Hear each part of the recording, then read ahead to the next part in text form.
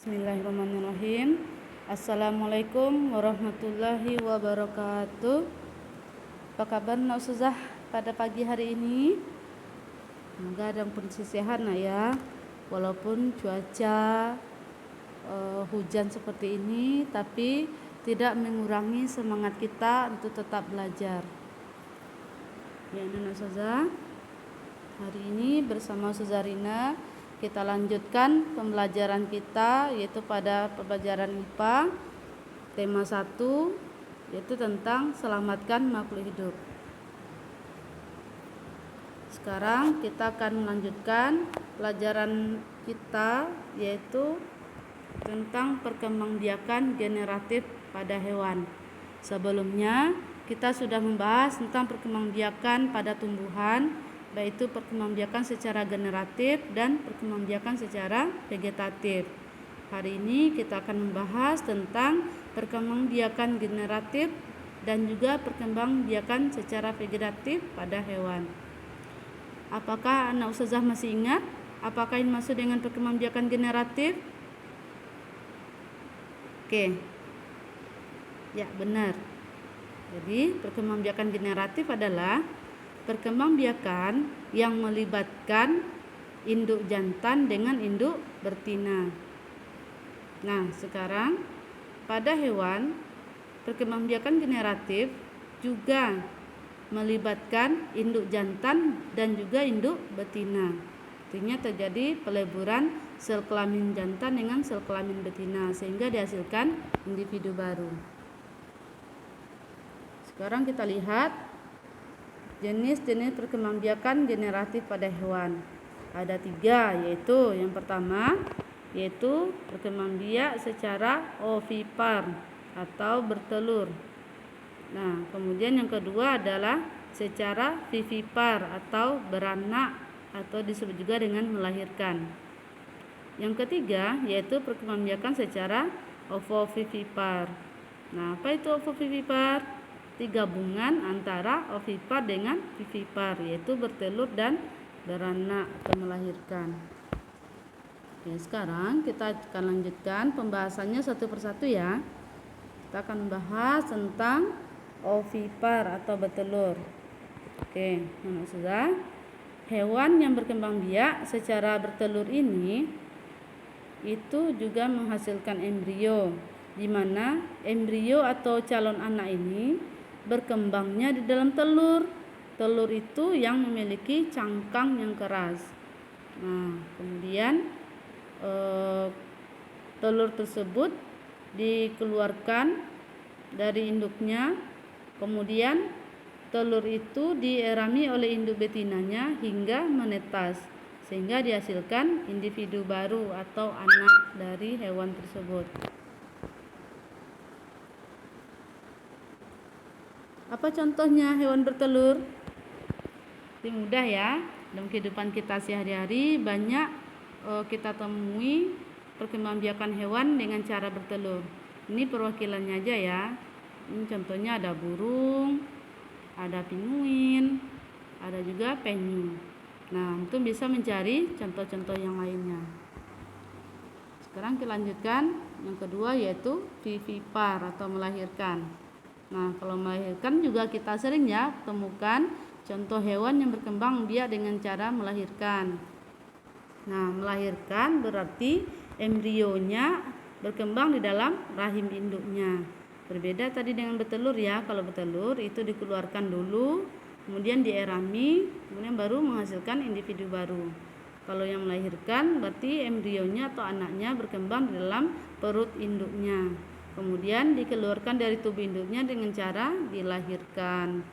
Contohnya di sini ada Ustazah buatkan 3, walaupun contohnya banyak sekali, tapi ini mewakili aja. Ada sapi, ada singa, dan ada juga kucing. Sekarang kita lihat perkembangbiakan dengan cara ovovivipar atau bertelur dan melahirkan. Nah, ini yang agak jarang ya kita temukan hewan yang berkembang biak dengan cara bertelur dan melahirkan. Nah, jadi ovovivipar ini embrionya berkembang dulu di dalam telur. Nah, kemudian telur itu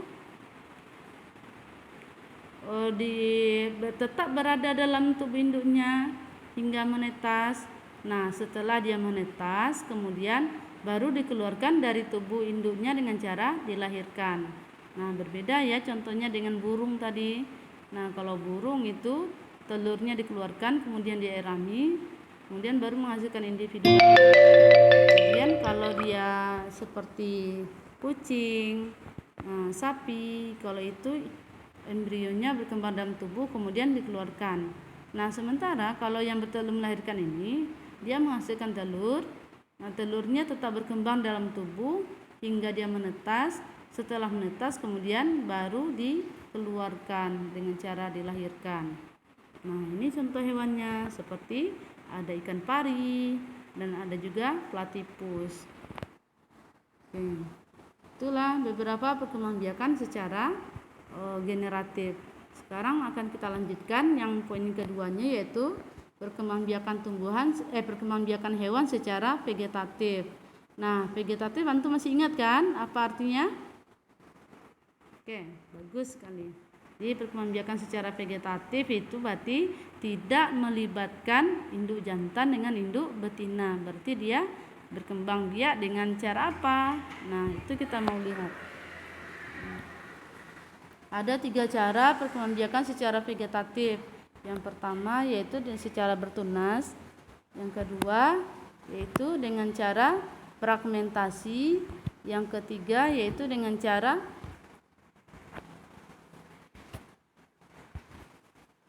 membelah diri. Apakah antum pernah mendengar istilah ini? Pasti pernah ya. Oke. Perkembangbiakan hewan vegetatif ini terjadi pada hewan tingkat rendah.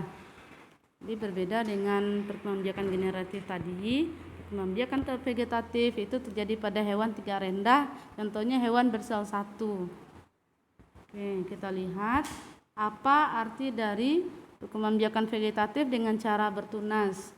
Itu bertunas adalah individu baru yang tumbuh keluar dari individu yang sudah ada. Maksudnya ada induknya, kemudian ada nanti muncul tunasnya.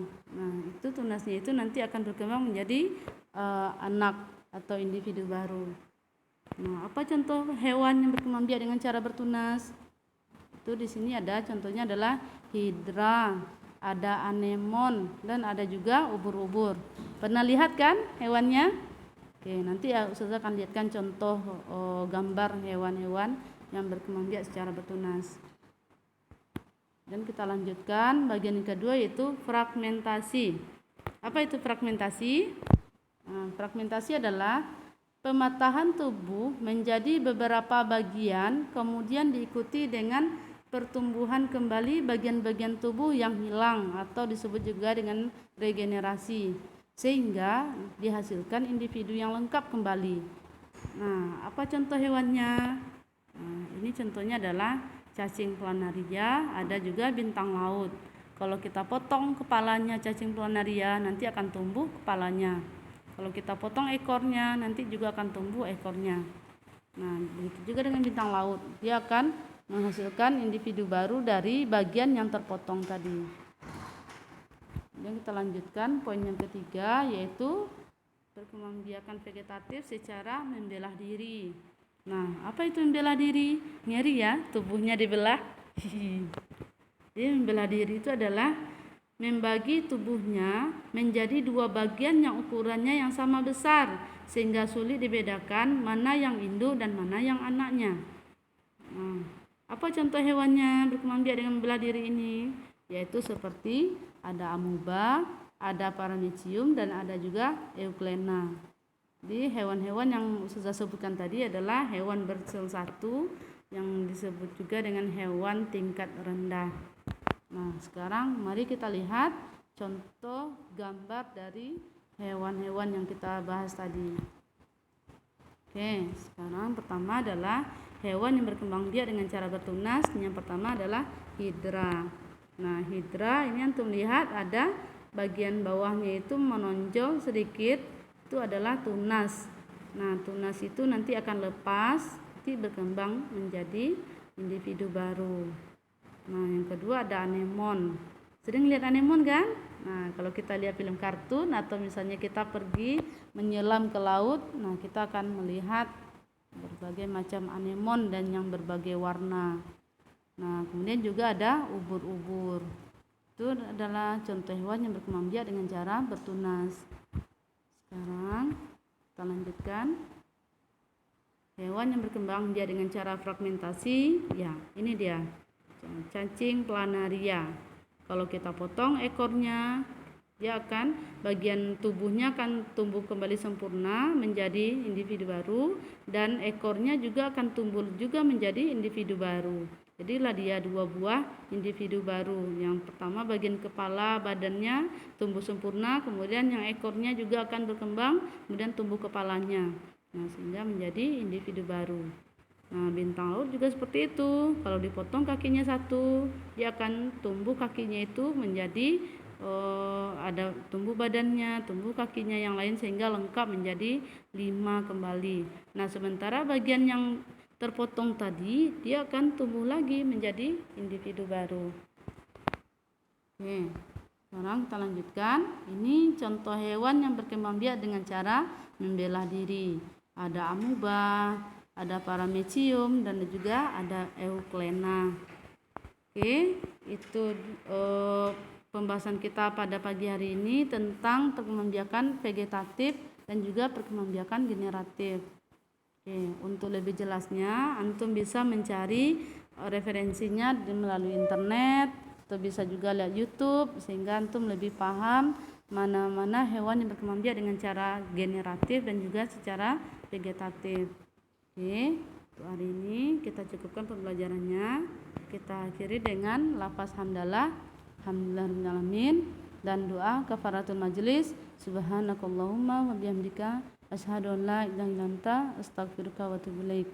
Mudah-mudahan apa yang sudah jelaskan tadi membuat antum menjadi lebih paham dan mengerti apa yang kita bahas pada pagi hari ini.